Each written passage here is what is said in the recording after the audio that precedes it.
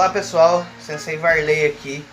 Agora eu vou dar continuidade na parte do Sensei Roger e eu vou falar um pouquinho sobre as nossas faixas e da nossa graduação no Judô.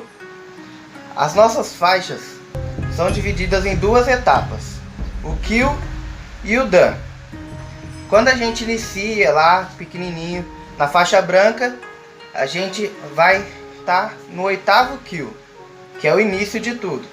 Depois a gente vai para a faixa cinza, que é o sétimo Kyu, para a faixa azul, amarela, laranja, verde, roxa e marrom.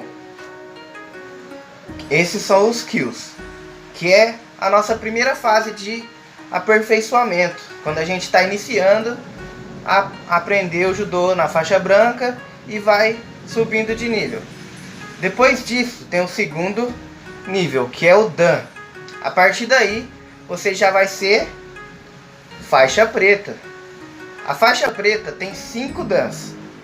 A minha, não sei se vai dar pra ver, tem apenas um tracinho, que é o Dan.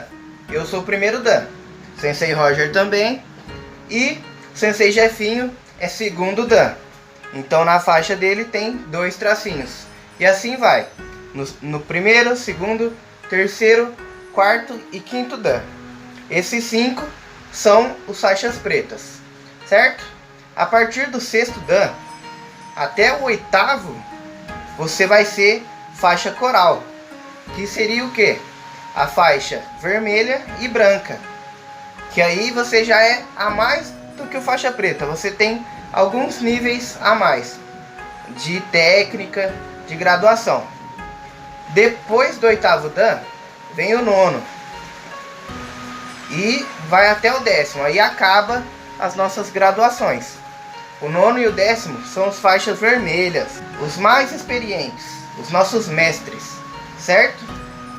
Voltando lá, nos Kyus, que são da branca até a marrom, os Dans, que são do primeiro Dan até o oitavo Dan, sendo esses até o quinto faixa preta, e a partir do sexto ao oitavo faixa coral. Depois o nono e o 10º são as faixas vermelhas, os mais experientes, os nossos mestres, certo? Agora eu vou falar um pouquinho das nossas pontuações. Lá na competição, quando a gente derruba nosso oponente, a gente faz uma pontuação, certo? Hoje são 2 pontuações, mas antes eram mais. No início existia o Yuko, o Vazari e o Ippon. Hoje em dia são apenas Vazari e Ippon, que seria o que? O Vazari, todo mundo sabe o gesto, seria um ponto, não é? Aquele ponto que a gente consegue fazer derrubando o nosso parceiro de lado. Depois vem o Ippon, que é a nossa pontuação máxima, que é o que todo judoca busca na competição: jogar o nosso adversário perfeitamente com as costas no chão. O gesto todo mundo sabe, o árbitro vai levantar a mão e dar o Ippon para você.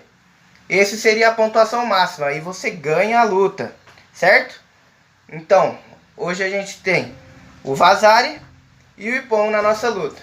Agora eu vou falar um pouco dos nossos equipamentos, o que a gente usa para treinar, para competir, para praticar o nosso querido judô. O uniforme que a gente usa é chamado de judogi.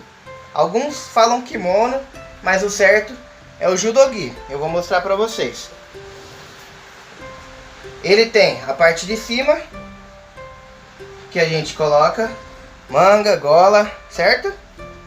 E a calça.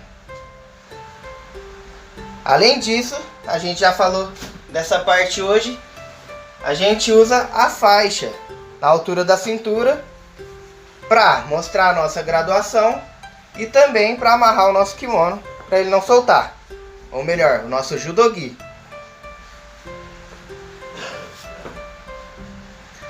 Agora eu vou mostrar para vocês algumas curiosidades do judô. Quem não sabe a tradução da palavra judô? A gente fala bastante, é um esporte que a gente pratica, então a gente tem que saber pelo menos o que significa o judô. No japonês, o judô tem a tradução como caminho suave. Por quê?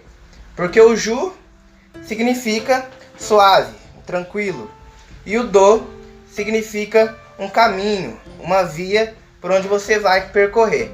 Ou seja, fica sendo caminho suave, caminho da suavidade. Algumas pessoas acham que não, porque é uma luta, mas o judô é sim tranquilo e suave. Outra curiosidade sobre o judô é o símbolo dele.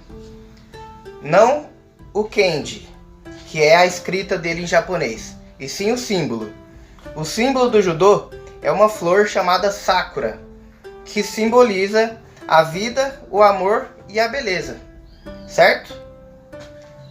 Outra curiosidade é que alguns golpes do judô foram proibidos. Por quê? Porque eles poderiam causar risco à saúde do nosso adversário ou do nosso colega de treino.